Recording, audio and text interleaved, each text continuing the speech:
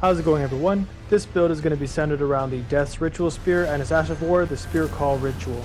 The ending that I was going for this playthrough was the Age of the Duskborn, so I'm going to be completing Fia's quest line to get the Rune of Death and unlock the Duskborn ending. This footage was recorded in NG+2, which means that the bosses and enemies are going to have a little bit more of a larger health pool, and I'm already going to have most of the items I need to make this build work. Be sure to stick around to the end of the video and enjoy.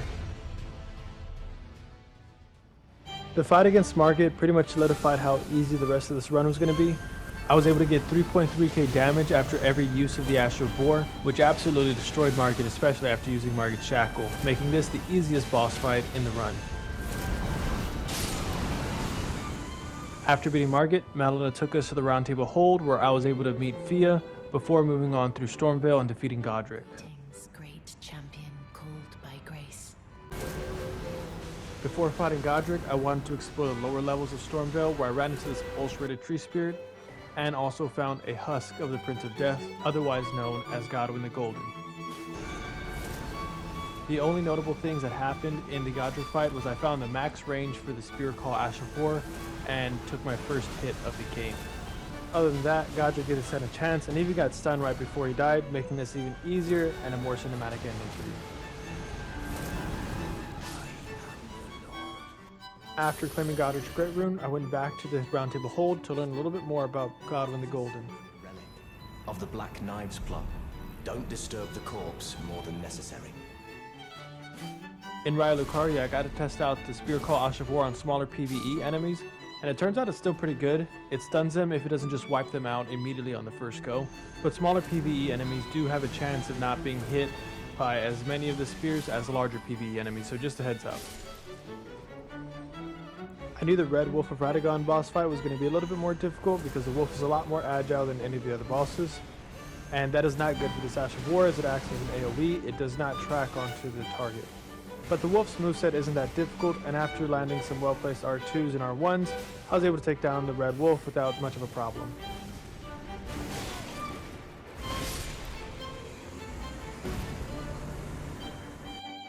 The Renala fight was the Renala fight. The first phase is easy, the second phase is annoying.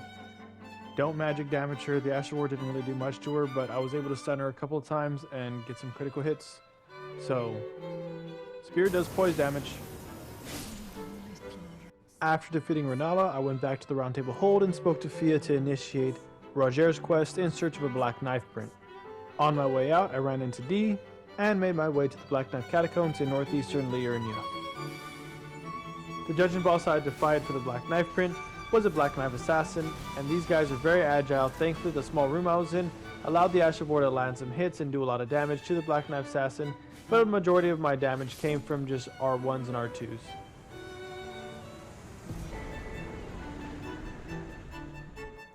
After giving Roger the Black Knife print, we find Fia over Dee's lifeless body, T-posing before she disappears after giving us a message for the Round Table Hold.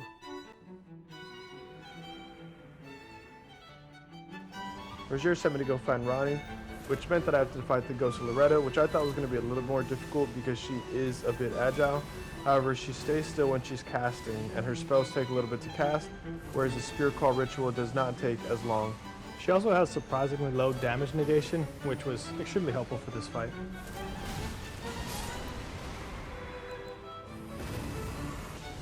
After bullying Ronnie's pet dragon, I went to go talk to her to try to find out the location of her half of the rune, but she doesn't trust us, so we had to do part of her quest line in order to figure out where her half of the rune is. And part of her quest line involves fighting General Radahn, which is always a fun fight.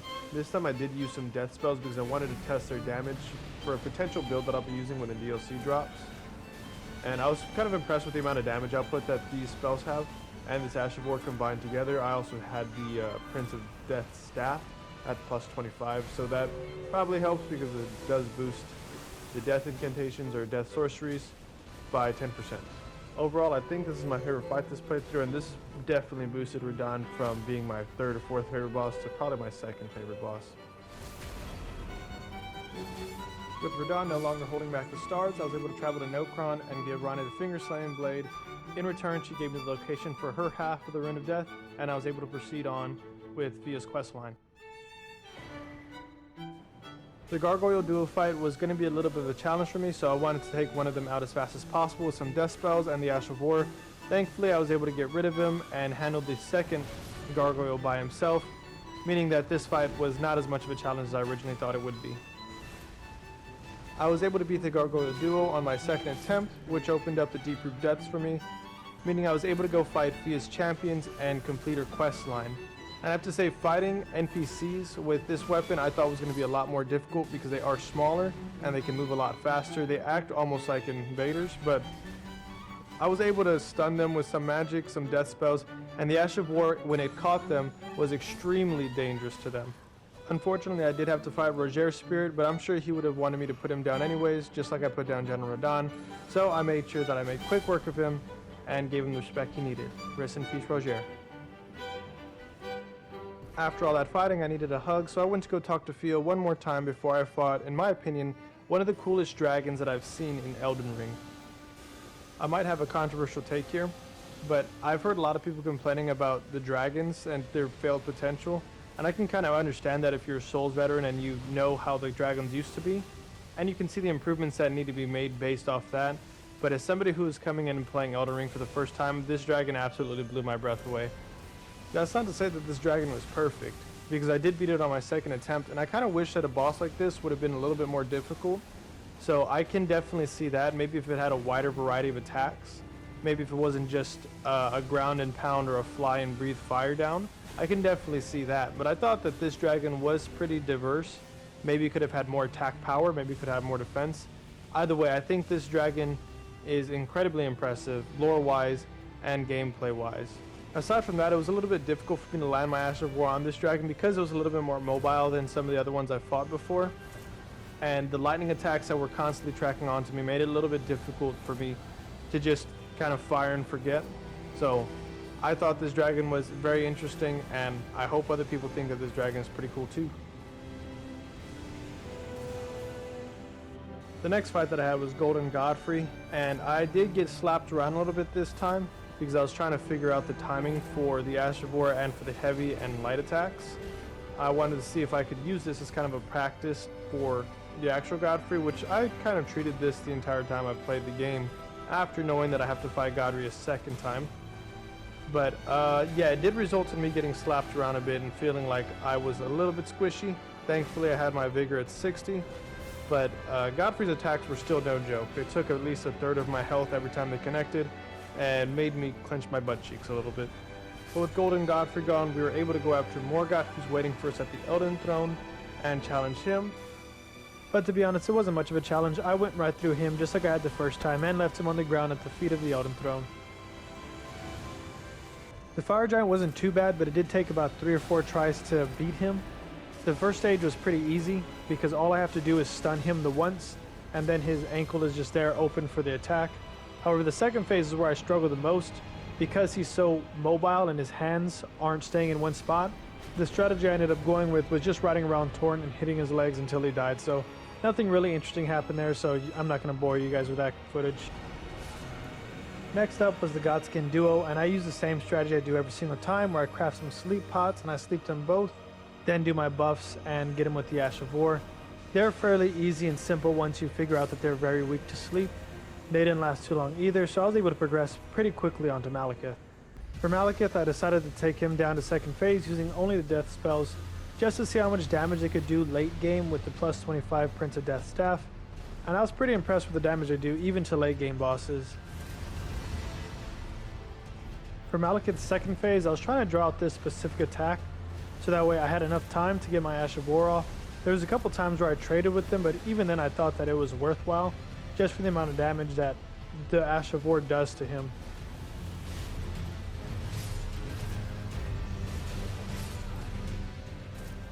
Then I went up against Godfrey. These last 2 fights between Godfrey and the Ratabeast are the reason why I can't say that this is the best intel weapon that I have. The Ash of War is good, but against an opponent like Godfrey who moves around a lot, it's very difficult to catch him inside the Ash of War. It took me about an hour and a half to finally beat him, using only the weapon and its Ash of War.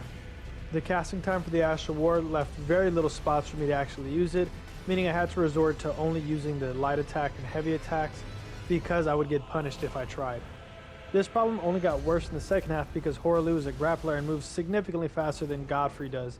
So I had even smaller windows to try to find this attack, and I got lucky if I stunned him. Then I could get the Ash of War off once or twice, but I had to immediately go into a roll or run from his grab attack. Most of the second half of the match was me running from him, trying to find opportunities to attack him, which I found when he does his Earth Pool attack and when he did his double jump lunge forward attack. I don't know what you call it. But after the hour and a half of me trying, I was able to find those opportunities and get him pinned down, so I was able to beat Godfrey, but it took a little bit. Radagon was even more agile than Godfrey was, and he could deflect the Ash of War, so I had to find a better way of dealing with Radagon, and that meant just waiting for openings and trying to catch him when I could. If he did his jump hammer slam attack, then I was able to get a fully charged R2. When he did his hammer smash down to where it came out like a cone, I was able to do R2s, R1s to punish those, but it took a little bit. I think it took 2 minutes to get through the phase of Radagon in order to get to the Elden Beast. The only 2 times I was able to use the Ash of War is the moment I came out of the Fog Gate and if he got stunned, but I chose to critical him over stunning him just in case the projectiles missed him. The Elden Beast was like a breath of fresh air. Despite how difficult Radagon and Godfrey were, the Elden Beast was pretty easy. I was able to get a stun almost immediately, and in the time that I stunned him, I was able to use my Ash of War 3 more times on him, meaning that I got a lot of damage off him, and I still got the critical hit. That took him down to half health. For the rest of his fight, all I had to do was avoid getting hit by his melee attacks or his incantations, which isn't difficult since he telegraphs them really easily, and use my Ash of War whenever I could. I was able to get one more stun that I was using to avoid getting hit by the Elden Stars and finish the game. After beating the Elden Beast, all that was left for me to do was to use the Mending Rune of the Death Prince to complete Fia's questline and get the Age of the Duskborn ending. If you guys enjoyed this content, be sure to leave a like, comment, and subscribe so that way I know, and I'll come out with more content just like this in the future, so be sure to stick around for future content.